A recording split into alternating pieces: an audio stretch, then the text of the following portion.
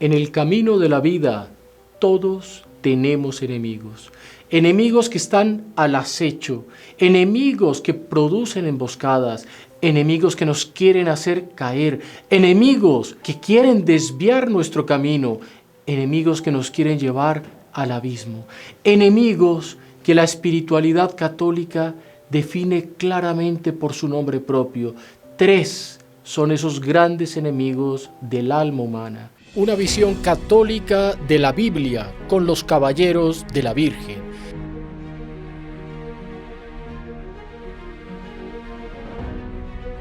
Demonio, aquel seductor, aquel que engaña, aquel que quiere conducirnos a la morada de dolor, a la morada del engaño. Demonio.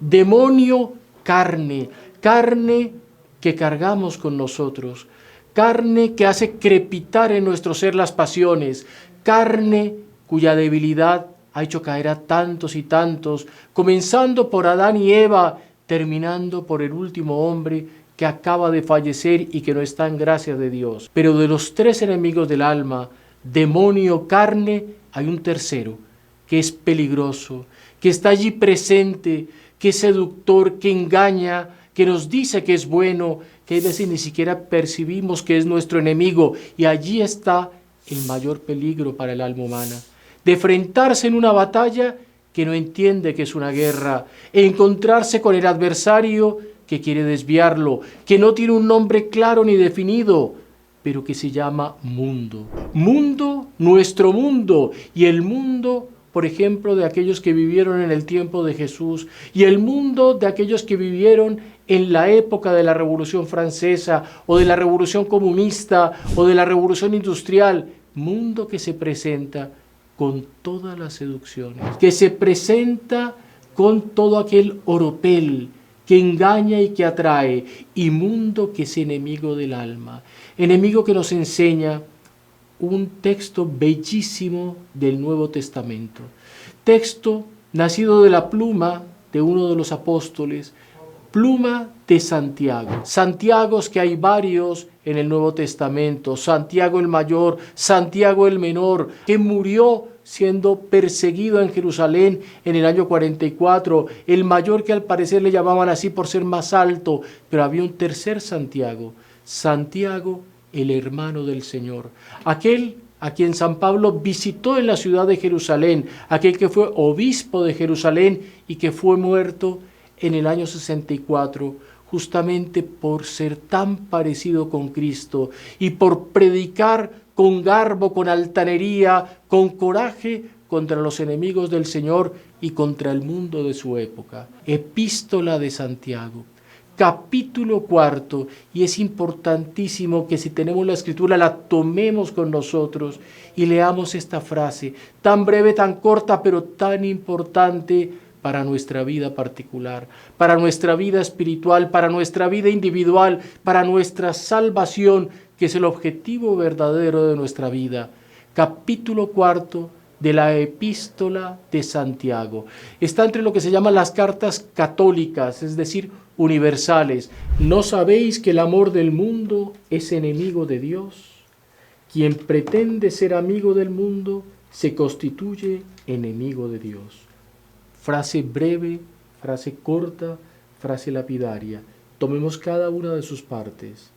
¿No sabéis que el amor del mundo es enemigo de Dios? Y alguien se puede preguntar, ¿por qué Santiago hace esa afirmación? ¿Acaso Dios mismo no creó el mundo? ¿Y cómo puede ser entonces una criatura de Dios enemiga del propio Dios? Pues es esa realidad que se nos presenta, que nos enseña con densidad de maestro espiritual San Ignacio de Loyola. En sus ejercicios espirituales célebres, este maestro de la salvación del alma nos indica que la relación fundamental para todos nosotros, para toda criatura humana, incluso para los ángeles, criatura creada por Dios, seres racionales, creados con un objetivo superior a una vida transitoria, tienen una relación que se ancla en Dios, que es su objetivo. Dios nuestro Señor, del cual salimos. Dios nuestro Señor, al cual regresamos. Es el périplo del alma. Partir de Dios, regresar a Dios. Y cualquier cosa que se atraviesa en el camino y que nos distraemos en la contemplación de ella, que nos detiene, que nos atrasa o que nos desvía, es algo que hace daño a nuestra alma. Dios nos coloca en esta tierra, que es una tierra de exilio después del pecado original. Nos da una meta, que es recorrer un camino, ese camino en dirección a la ascensión, a estar dispuestos interiormente con todas las condiciones del alma para el encuentro con Dios. Camino que debemos aprovechar para configurarnos y no para deformarnos. Y está en nuestras manos esa configuración o esa deformación del objetivo. Un camino en el cual debemos crecer, en el cual debemos ser más profundos, en el cual debemos estar preparados para ese encuentro con la verdadera vida que es Dios nuestro Señor. Y todo lo que no es Dios y cada uno de nosotros es criatura. Mi hermano, mi madre, mi padre, criaturas, porque el Creador me hace para Él y yo soy hecho para amarlo.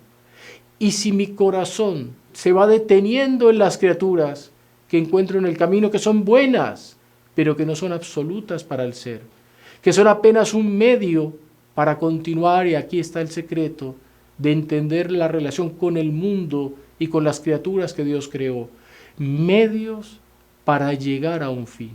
La escalera es un medio para subir, pero si yo me detengo porque el escalón es muy bello, está muy bien cortado, tiene un bello color, tiene un bello diseño, tiene una linda textura, o el pasamanos es un pasamano en piedras maravilloso, y me detengo allí porque me gusta ese escalón, porque me encanta ese pasamano sobre el cual coloco mi ser, y me detengo allí y no quiero continuar el camino, pues estoy cometiendo una locura. La locura es salir de casa con el objetivo de llegar al fin y coger a un lugar diferente, o detenerme y no llegar al fin al cual yo me propuse alcanzar. Pues esa es la locura que las criaturas llamada mundo pueden colocar en nuestro interior.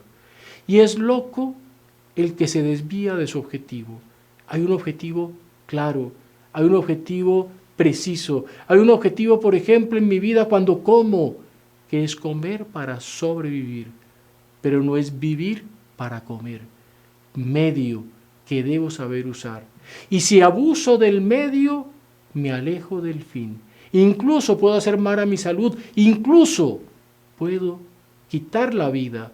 Cuando la persona come y no se detiene de comer, puede enfermarse, puede adquirir un mal en su aparato digestivo, puede incluso comer aquello que no le corresponde. Y si la persona tiene diabetes, pero él quiere comer postres, y si la persona tiene cirrosis y quiere tomar licor, está cometiendo un acto de suicidio, un acto de locura, un acto que va contra su fin. Ahí está la maldad del mundo.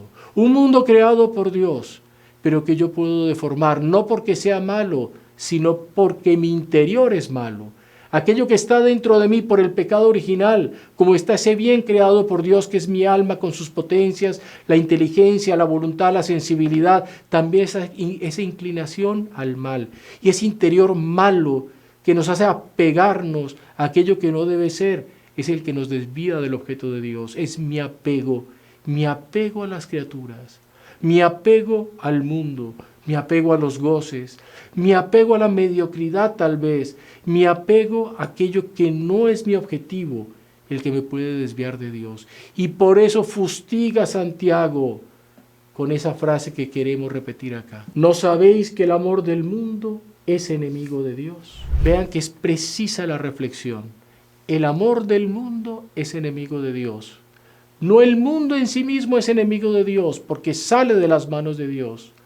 Pero el amor, es decir, la aplicación de mi voluntad a detenerme y amar aquello que es inferior, me hace enemigo de Dios, y esa criatura se hace también enemiga de Dios, o más precisamente, la convierte mi capricho en enemiga de Dios. ¿Cómo superar ese mundo? ¿Y cómo entender dónde está el matiz en el cual se debe amar o rechazar ese mundo que puede ser para mí objeto de tentación. Entonces, todo aquello que me conduce a Dios es bueno. Todo aquello que me distrae de Dios es malo y de acuerdo a la propia vocación. Es importante saber acá que ese mundo no solamente es malo para los religiosos, para los sacerdotes, para las monjas. No, ese mundo puede ser malo para toda criatura humana si hacemos mal uso de aquel mundo y lo convertimos en nuestro objetivo, lo convertimos en nuestro fin, lo convertimos en algo que idolatramos, en algo sin lo cual no podemos vivir, en algo por el cual entregamos nuestra vida de tal manera que somos capaces de pecar, negar a Dios para obtener ese mundo. Es el absurdo, y aquel que roba y se aleja de Dios por el pecado de robo para quedar con una parcela de ese mundo. Es el pecado y la maldad de aquel que quiere tener los goces ilícitos, disfrutar de cosas que no fueron hechos para uno, fueron hechos por Dios nuestro Señor también con una finalidad, porque incluso las cosas que producen gozo tienen una finalidad, en sí mismas no son malas, sino que dependen del uso que damos.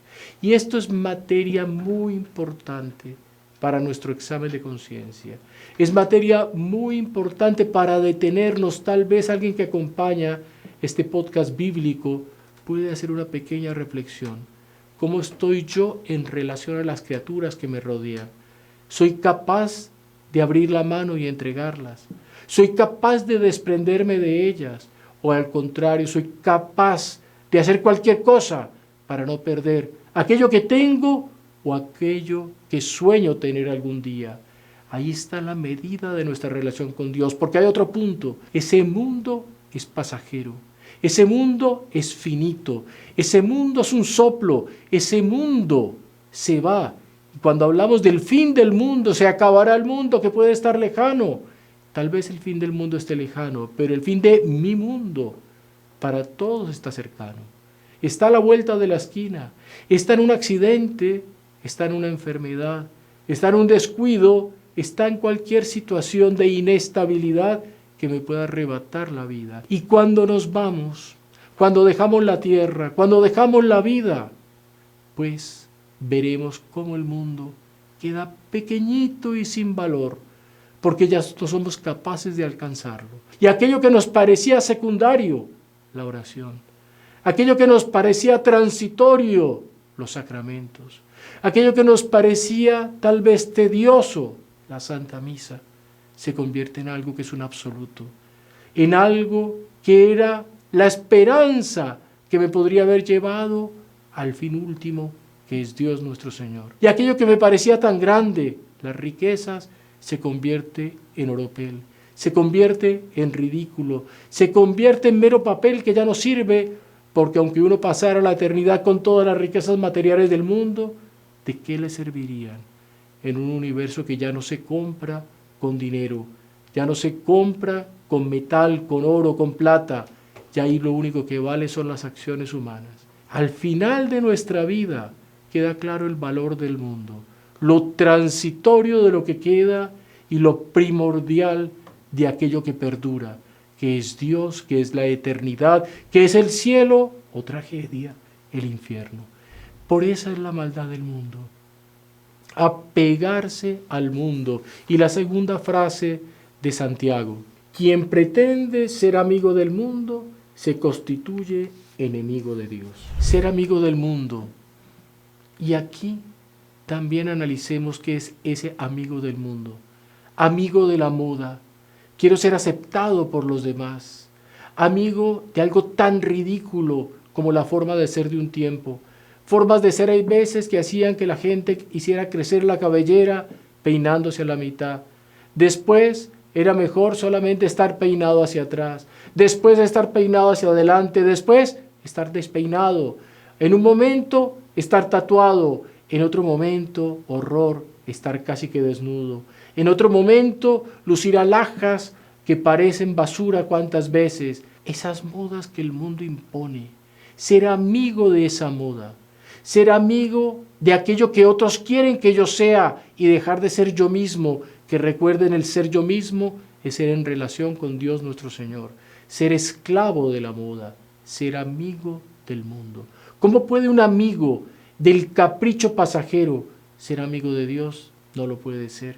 Y hay que tener una opción y una elección definitiva por Dios contra ese mundo si es necesario, combatir incluso el mundo si es indispensable, rechazar ese mundo y negarme al mundo para pensar en ese mundo de lo sobrenatural. Amistad con el mundo, enemistad con Dios. Amistad con Dios, enemistad con el mundo, porque aquel que es amigo de Dios contradice el capricho del mundo y es puro cuando el mundo es impuro, y es leal cuando el mundo es infiel, y es profundo cuando el mundo es superficial.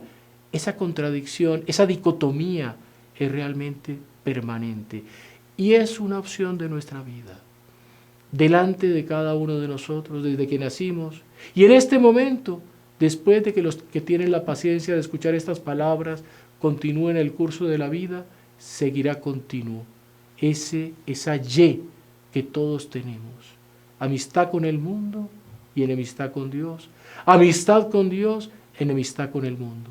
Ese mundo es pasajero y Dios no puede ser amigo de lo que es pasajero porque Él es perenne y nos pide también a nosotros la aceptación de su perennidad. El trayecto de la vida, el seminario, el curso que hacemos aquí para graduarnos yendo al cielo, nos exige entender de que debemos negarnos.